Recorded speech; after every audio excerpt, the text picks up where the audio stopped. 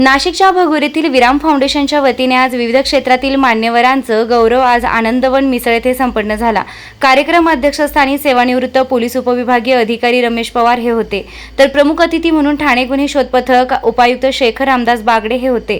प्रारंभी फाउंडेशन अध्यक्ष प्रशांत कापसे यांनी कार्यक्रमाचं प्रास्ताविक करताना सांगितले की स्वातंत्र्यवीर सावरकर यांच्या पुण्यभूमीत अनेक रत्न जन्माला आले, त्यांचं यश पाहून आनंद होतो, म्हणूनच त्यांचं कौतुक करावं हे आपलं कर्तव्यच।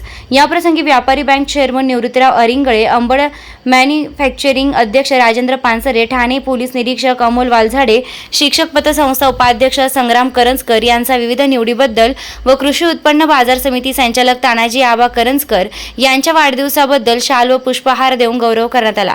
याप्रसंगी रमेश पवार, शेखर बागडे, तानाजी करंजकर, संग्राम करंजकर, अनिल पवार, राजेंद्र पानसरे यांनी मनोगत व्यक्त केले। यामध्ये ठाणे पोलीस उपायुक्त शेखर रामदास बागडे साहेब हे होते। आमचे प्रशांत कापसे यांचे समाजसेवकाचे कार्य फार मोठं असून आम्हाला प्रोत्साहन देण्यासाठी नेहमीच आमचा सन्मान करणे, आम्हाला विविध कार्यात मदत करून भगूरच्या विकासासाठी प्रयत्न करणे चालू असते।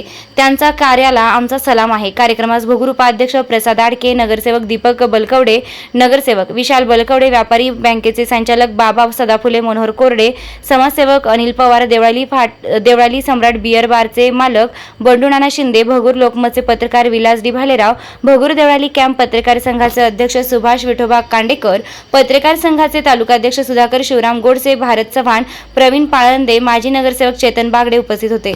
रोकठोक पोलीस टाइम्स न्यूजसाठी संपादक विलास डी भालेराव, भगूर।